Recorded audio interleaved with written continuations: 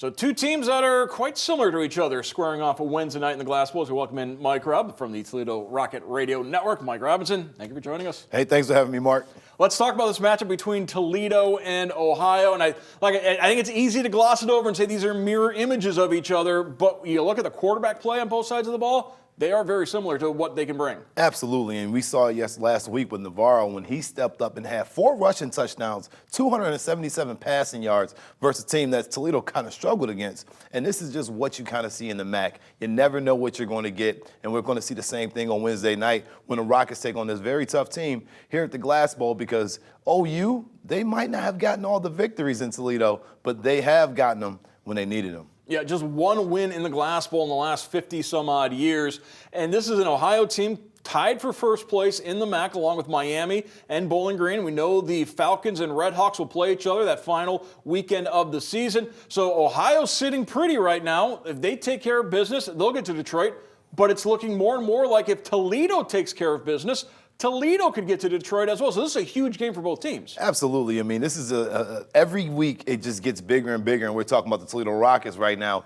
It gets bigger and bigger for them. The margin of error is none. You know, the way that they beat Eastern Michigan, it just comes back in my mind.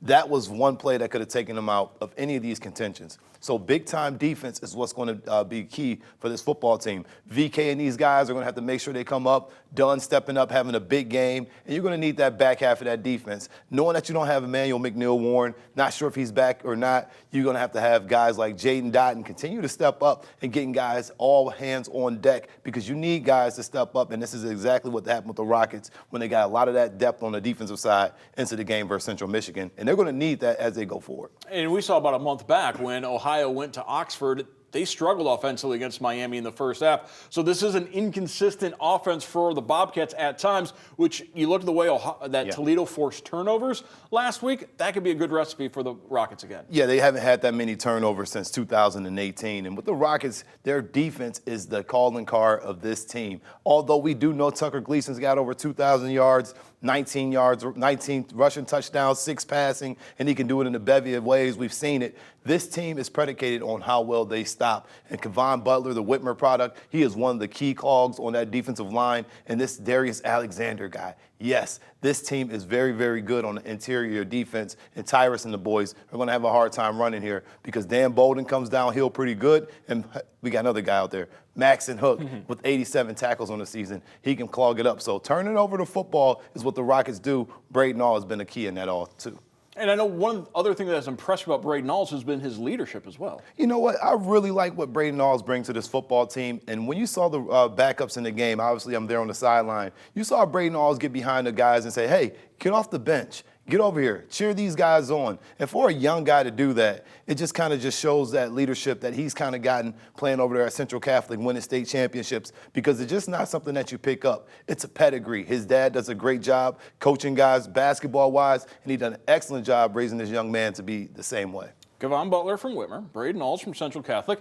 How about Emilio Duran from Ottawa Hills, your MAC Special Teams Player of the Week after booming a 70-yard punt in that win? You know what? I love everything about Emilio Duran, just his pregame routines and everything. This is a kid that was really locked in. He was underrated coming into Toledo, walking on just a few blocks away probably from his home, and he's done an excellent job of just filling in from a freshman now to a sophomore.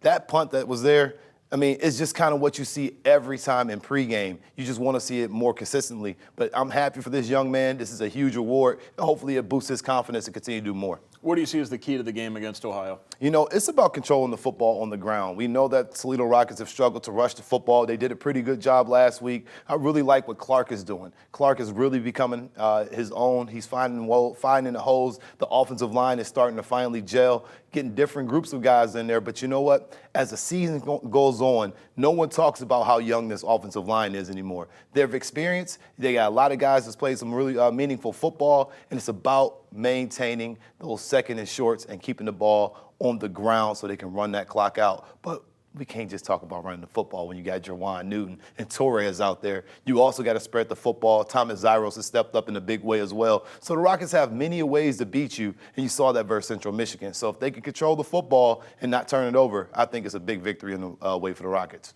A week after blowing out 45 candles on his birthday, Jason Candle can move one step closer to Gary Pinkel in the all-time Rocket win list as he is moving up and up that leaderboard with Ohio coming to town. I want to thank our guest, Mike Robinson from the Toledo Rocket Radio Network. Mike Rob, thank you once again. Thanks for having me, Mark.